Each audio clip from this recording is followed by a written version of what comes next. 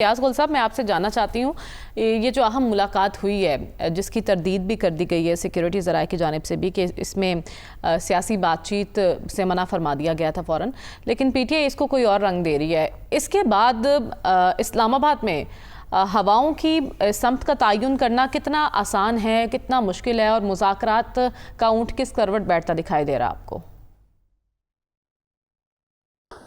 دیکھیں، میرا خیال ہے ہم سب بڑے پڑھے لکھے جہاں دیدہ لوگ موجود ہیں اس فورم میں، اور سب کو معلوم ہے کہ اس وقت یہاں پہ مختار کل پاکستان میں معاملات کا کون ہے، اور جب وہ اگر سیکیورٹی کے معاملے پہ وزیر اعلیٰ ہاؤس میں ایک میٹنگ کے لیے گئے تو یقیناً ان کو بتایا گیا ہوگا کہ اس میٹنگ میں کون کون آ رہا ہے۔ یعنی آپ کو معلوم ہے کہ آپ تو اپنی مرضی سے ایک قلم بھی اندر نہیں لے جا سکتے ایسی میٹنگ میں جہاں پہ فوج کے سربراہ آ رہے ہوں۔ وہاں پہ پی ٹی آئی کا چیئرمین جو کہ صوبے کے حوالے سے غیر متعلقہ ہے، اس کی موجودگی کیسے برداشت کی جا سکتی تھی، اس کی اجازت کیسے دی جا سکتی تھی؟ میں تو یہ سادہ سا ایک سوال پوچھ رہا ہوں کہ ہمیں جس طرح گزشتہ روز یہ وضاحتیں پیش کی گئیں اور اسی کے اوپر پھر بہت سارے ٹکر چلے اور ہمارے بہت سارے دوست اس کے حوالے سے باتیں کرتے رہے کہ اس کی تردید ہو گئی، تو میرا سوال یہ ہے کہ بھئی آپ کی ملاقات ہوئی ہے باقاعدہ ایک منصوبے کے تحت، اس میں بات چیت ہوئی ہوگی، ہو سکتا ہے جو اسکرپٹ تھا اس سے ڈیویشن ہو گئی ہو، تھوڑا انحراف ہو گیا ہو کہ آپ نے باہر جا کے یہ بات نہیں کرنی ہے، لیکن علی امین گنڈاپور اور ان کی وہاں پہ ملاقات ہوئی ہے، یہ جو بتایا گیا ہے اس میں وضاحت دینے کی ضرورت نہیں تھی۔ اس ملاقات کے بعد پی ٹی آئی کی مشکلات کم ہونے کے کتنے امکانات ہیں؟ اس ملاقات کو آپ مذاکرات سے جوڑ سکتے ہیں کہ اس سے مذاکرات بھی خوش اسلوبی کے ساتھ آگے بڑھیں گے؟ دیکھیے، مذاکرات تو ایک ڈرامہ ہمارے سامنے چل رہا ہے اسٹیج کے اوپر، اسٹیج کے پیچھے جس کو آپ نے ابھی لفظ استعمال کیا تھا پس پردہ، بہت ساری چیزیں ہو رہی ہیں، اور یہ جو ملاقات ہوئی ہے یہ بھی اسی سلسلے کی ایک کڑی تھی۔ اور یہ فیکٹ کہ بیرسٹر گوہر خیبر پختونخوا میں ہونے والی سیکیورٹی میٹنگ میں موجود تھے اور اس میں ہماری فوج کے سپہ سالار اعلیٰ بھی موجود تھے، بذات خود اس امر کی طرف ایک اشارہ ہے کہ معاملات کچھ شاید بہتر سمت میں جا رہے ہیں۔ جس طرح اعجاز چودھری کا سینٹ میں پروڈکشن کا آرڈر بھی جاری کیا گیا، تو اس طرح کچھ اقدامات ہیں جس سے یہ لگتا ہے کہ کچھ نہ کچھ پس پردہ ہو رہا ہے۔ تو حکومت کیا سوچ رہی ہے اس پر؟ ملک کے اندر ہو، ان کے لیے کوئی پریشانی والی بات ہے اس میں امتیاز گل صاحب؟ کن کے لیے جی؟ حکومت کے لیے۔ حکومت کے لیے تو ظاہر ہے، مجھے تو کسی نے کہا کہ بس یہ بڑے پینک میں ہیں، اس لیے کہ ان کا یہ خیال ہے کہ 20 جنوری کو ڈونلڈ ٹرمپ نے حلف اٹھانا ہے۔ اس سے پہلے خصوصی نمائندے زلمے خلیل زاد نے، آپ کو معلوم ہے، ایک ٹویٹ کر دیا، اس میں پاکستان کی حکومت کو مشورہ دیا کہ آپ لابینگ پہ پیسے صرف کرنے کی بجائے امریکہ میں 20 جنوری سے پہلے پی ٹی آئی اور عمران خان کے ساتھ کوئی معاملات طے کر لیں، یہی آپ کے مفاد میں ہے۔ اب مجھے نہیں معلوم کہ اس بات کی بنیاد کیا ہے، لیکن ایک سابق خصوصی نمائندہ جو کہ بہت قریب ہے ڈونلڈ ٹرمپ کے، اس کی طرف سے یہ بات آنا کافی بانی خیز ہے۔ اور اس کے علاوہ کئی پاکستانی امریکن جو ہیں انہوں نے کہا کہ ہم تقریباً اپنا مشن حاصل کر چکے ہیں، اس کے قریب پہنچ چکے ہیں، تو بس 2-3 دن اور انتظار کیجئے۔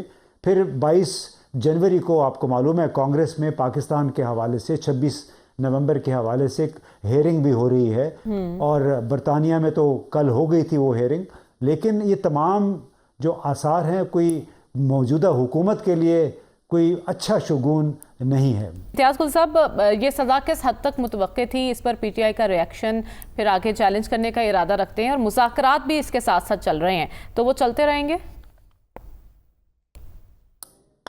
دیکھو، تو میرے خیال انہوں نے پہلے کہہ دیا تھا کہ کیس کا فیصلہ جو بھی ہو اس کا مذاکراتی عمل پہ کوئی اثر نہیں پڑے گا۔ اس حوالے سے میرے 2-3 بنیادی سے سوال ہیں، اور وہ یہ کہ کیا اس کیس میں دستاویزی ثبوت کے ذریعے القادر ٹرسٹ کو ملنے والی زمین اور سپریم کورٹ کے اکاؤنٹ میں جو 190 ملین پاؤنڈ ٹرانسفر کیے گئے اس کا کوئی تعلق ثابت ہوا ہے؟ دستاویزی दस्तावेज़ी तौर पे उसकी कोई ट्रेल मिली है कि दोनों एक दूसरे के साथ कनेक्टेड हैं, और अगर अलकादिर ट्रस्ट को मान लेते हैं कि वो गैर अखलाकी काम हुआ है, 450 या 480 कनाल की ज़मीन मिली है, तो क्या दुनिया में कहीं ऐसा हुआ है कि अखलाकी जुर्म की सज़ा फौजदारी कानून के ज़रिए किसी को दी गई हो? और फिर ये मामला था नेशनल क्राइम एजेंसी यूके की दरख्वास्त पे, ये मामला कॉन्फिडेंशियल रखा गया और पाकिस्तान की हुकूमत से कहा गया कि इसको आप पब्लिक नहीं करेंगे, बस सुप्रीम कोर्ट में हम पैसे भेज रहे हैं। तो इसमें तो उनका भी कोई भरम रखना था। और चौथी बात यह है कि तमाम पैसा बताया गया कि मनी लॉन्ड्रिंग का था। तो जनाब बेशक मनी लॉन्ड्रिंग का था, जिसने भी मनी लॉन्ड्रिंग किया, आप उसका नाम भी यहाँ पे नहीं लेना चाहेंगे, आप यहाँ बहुत कम लोग वो नाम लेना चाहेंगे, मैं भी नहीं लेता नाम। लेकिन इम्तियाज कुल साहब, इख्तियारात का जो नाजायज इस्तेमाल हुआ, काबीना में एक बंद लिफाफे की मंजूरी, ये सब आपकी नज़र में दुरुस्त है? मेरी बात पूरी होने दीजिए कि जो 190 मिलियन पाउंड अगर मनी लॉन्ड्रिंग के पैसे थे, तो वो जब वापस आ गए तो जो साहब यहाँ से मनी लॉन्ड्रिंग जिन्होंने की थी, जिसमें मुलविस थे, क्या उनके खिलाफ कोई कानूनी कार्रवाई का आगाज किया गया है? वो किसने करनी थी? उस वक्त वज़ीर आज़म कौन था? चाह रहा हूँ यहाँ पे हुकूमतें प्रोटेक्ट नहीं, उसके बाद किया जा सकता था। उसके बाद तो पीडीएम की हुकूमत कर सकती थी। माशाल्लाह दूसरी मरतबा पीडीएम हुकूमत आई है, उनका तो आप नाम भी वो नहीं लेना चाहते हैं, तो मुकदमा तो दूर की बात है। और उनके तो बहुत बड़े बड़े लोगों के साथ ताल्लुकात भी हैं। और वैसे भी जो मनी ट्रांसफ़र थी सुप्रीम कोर्ट को, उसका हुकूमत के साथ कोई ताल्लुक नहीं था, इसीलिए वो सुप्रीम कोर्ट के खाते में ट्रांसफ़र कर दिए गए थे।